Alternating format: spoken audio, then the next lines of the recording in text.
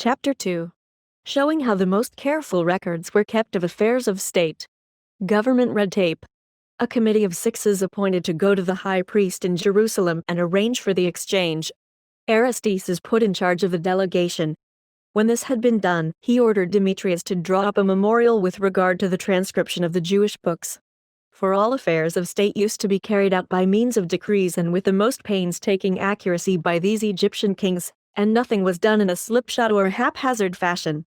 And so I have inserted copies of the memorial and the letters, the number of the presents sent and the nature of each, since every one of them excelled in magnificence and technical skill. The following is a copy of the memorial. The memory of Demetrius to the great king. Since you have given me instructions, O king, that the books which are needed to complete your library should be collected together, and that those which are defective should be repaired, I have devoted myself with the utmost care to the fulfillment of your wishes, and I now have the following proposal to lay before you. The books of the law of the Jews, with some few others, are absent from the library. They are written in the Hebrew characters and language and have been carelessly interpreted, and do not represent the original text as I am informed by those who know, for they have never had a king's care to protect them. It is necessary that these should be made accurate for your library, since the law which they contain, inasmuch as it is of divine origin, is full of wisdom and free from all blemish. For this reason, literary men and poets, and the mass of historical writers have held aloof from referring to these books, and the men who have lived and are living in accordance with them, because their conception of life is so sacred and religious, as Hecataeus of Abdera says.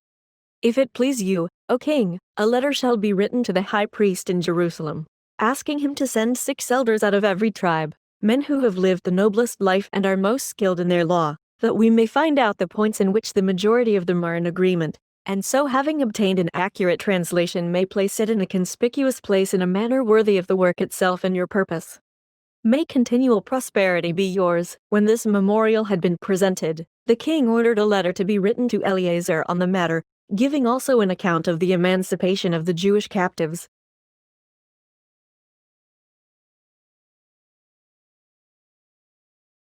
And he gave 50 talents weight of gold and 70 talents of silver, and a large quantity of precious stones to make bowls and vials, and a table and libation cups. He also gave orders to those who had the custody of his coffers to allow the artificers to make a selection of any materials they might require for the purpose, and that 100 talents in money should be sent to provide sacrifices for the temple and for other needs. I shall give you a full account of the workmanship after I have set before you copies of the letters. The letter of the king ran as follows: King Ptolemy sends greeting and salutation to the high priest Eleazar. Since there are many Jews settled in our realm who were carried off from Jerusalem by the Persians at the time of their power, and many more who came with my father into Egypt as captives, large numbers of these he placed in the army and paid them higher wages than usual, and when he had proved the loyalty of their leaders he built fortresses and placed them in their charge that the native Egyptians might be intimidated by them. And I, when I ascended the throne, adopted a kindly attitude towards all my subjects, and more particularly to those who were citizens of yours. I have set at liberty more than 100,000 captives, paying their owners the appropriate market price for them, and if ever evil has been done to your people through the passions of the mob, I have made them reparation.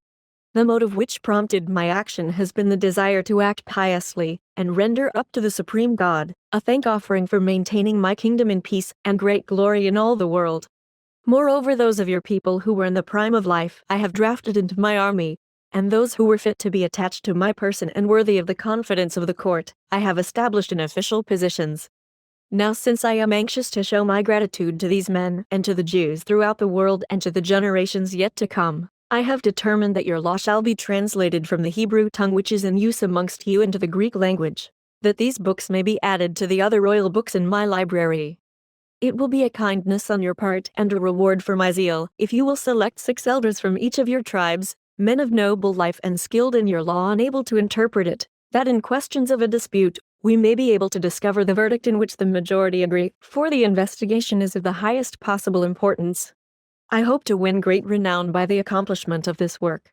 I have sent Andreas, the chief of my bodyguard, and Aristes, men whom I hold in high esteem, to lay the matter before you and present you with 100 talents of silver, the first fruits of my offering for the temple and the sacrifices and other religious rites.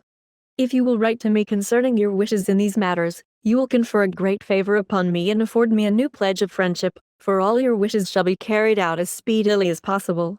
Farewell." To this letter, Eleazar replied appropriately as follows: Eleazar the high priest sends greetings to King Ptolemy, his true friend.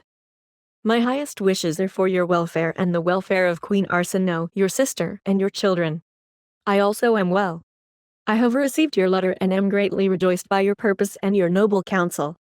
I summoned together the whole people and read it to them, that they might know of your devotion to our God. I showed them too the cups which you sent, 20 of gold and 30 of silver, the 5 bowls and the table of dedication, and the 100 talents of silver for the offering of the sacrifices and providing the things of which the temple stands in need.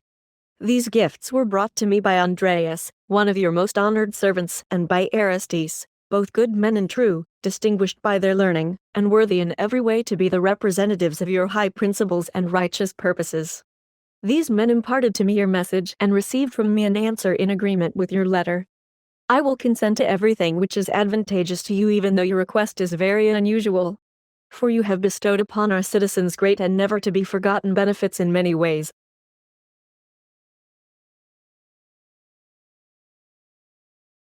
Immediately, therefore, I offered sacrifices on behalf of you, your sister, your children, and your friends, and all the people prayed that your plans might prosper continually, and that Almighty God might preserve your kingdom in peace with honor, and that the translation of the Holy Law might prove advantageous to you and be carried out successfully.